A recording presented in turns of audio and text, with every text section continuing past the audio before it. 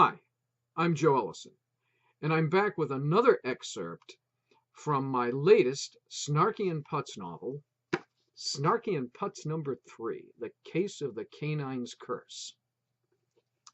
This excerpt, which is the 6th in this series, is from a chapter called Conflict of Interest. Let's get started. Let's join Jack Snarkey in his office as he gives some instructions to his new paralegal, Adele Brookfield. Here we go. Snarkey picked up a nail file from his desk pad. He pointed it at the shapely blonde filling out the contoured blue business suit in front of him.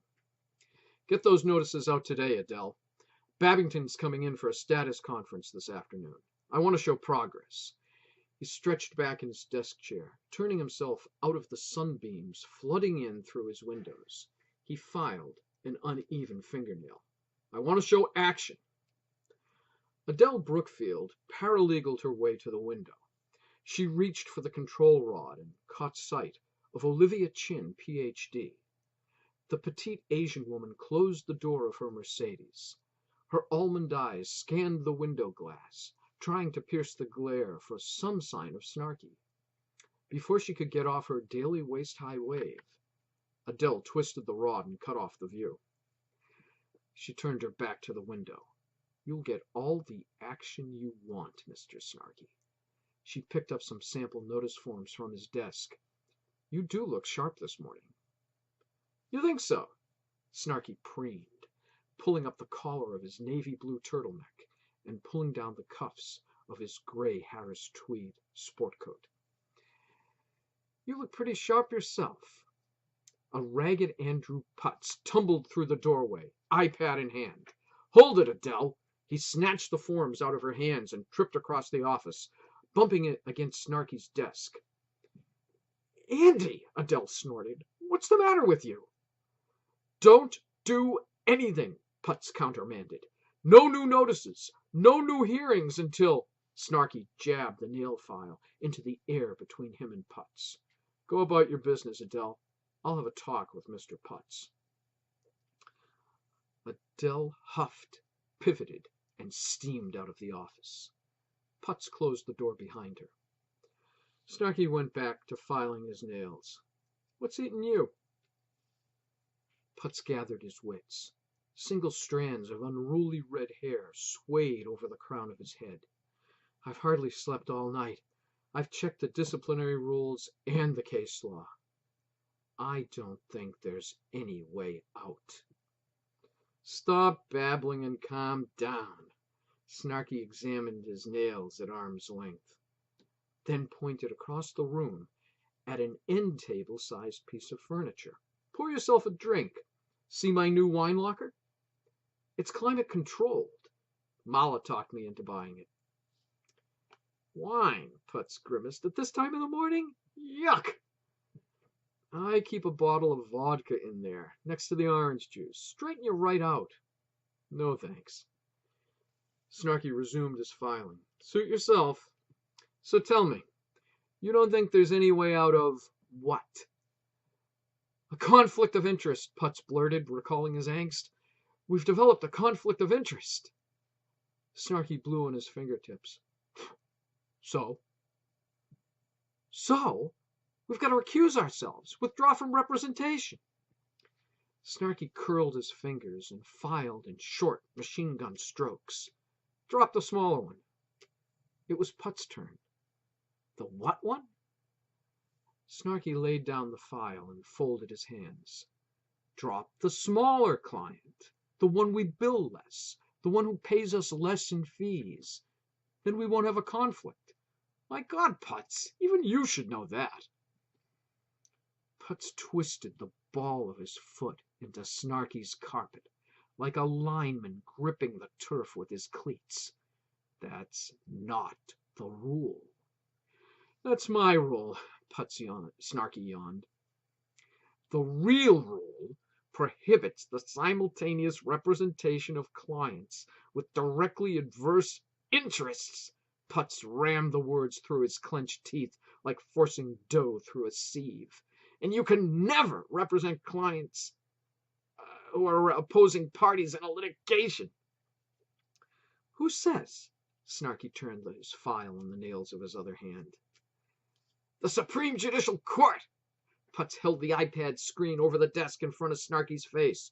Code of Professional Responsibility, Rule 1.7, Conflicts of Interest, Paragraph A, and in the comments, Conflicts in Litigation, Number 7. Snarkey worked at something under the nail of his ring finger. Oh, la-dee-da. Before you blow a gasket, Putts, read the exception. What exception? There's always an exception. Snarkey poked his nail file at the iPad. Look for subsection 1, money talks.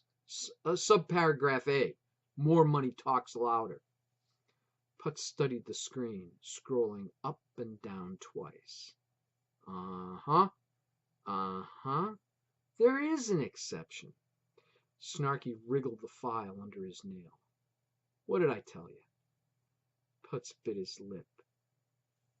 There's an exception. If you explain the conflict to the clients and they, being fully informed, consent. Piece of cake, Snarkey filed. Oh, no, it's not. Putts wrestled with a smug, self-satisfied grin. You can't even ask for consent under our circumstances. Here it is.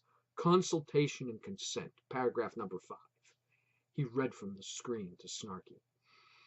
A client may consent to representation notwithstanding a conflict. However, as indicated in paragraph A1 with respect to representation directly adverse to a client, and paragraph B1 with respect to material limitations on representation of a client, when a disinterested lawyer would conclude that the client should not agree to the representation under the circumstances, the lawyer involved cannot properly ask for such an agreement or provide representation on the basis of the client's consent. Yeah, Snarkey filed on, unmoved. So, what are you telling me? Bottom line. Putts sucked in an ocean-deep breath. He let a second pass, enough time for Snarkey to raise his eyebrows. The bottom line, Putts exhaled over Snarkey's hands, over his head, into the ambient air, is that we, on behalf of the Babington interests, have started eminent domain proceedings to take, among others, the lot at 2442 Morningside Drive. Snarkey's eyebrows bumped against his hairline. And 2442 Morningside Drive is the former residence of Morton Menninger, Putts wheezed, now owned by the Menninger sisters. It's where April Menninger lives. He ran out of oxygen. Snarkey stopped filing. The silence in the office became absolute, unbearable. He warned as Putts choked for air. Don't say it, Putts. Don't say it! Putts turned blue and spluttered like a flattening tire. The Menningers are our clients. The conflict arose after we undertook to represent the Babington Company. He gasped. In such a situation, comment number 2 under loyalty to a client says, and I quote, the lawyer should withdraw from representation. Ah! Snarkey screamed. Blood splurted from his ring finger. He threw the nail file across the office. Drops of lawyer blood sprayed over Putts' iPad. What do you want from me, Putts? You want my blood? You want to suck my blood? Snarkey flipped Putts his bleeding finger. Now, if you'd like to see how our heroes deal with this conflict, if indeed they do, then you'll have to pick up a copy of Snarkey and Putts, The Case of the Canine's Curse, which is available at Amazon in either paperback or Kindle ebook format.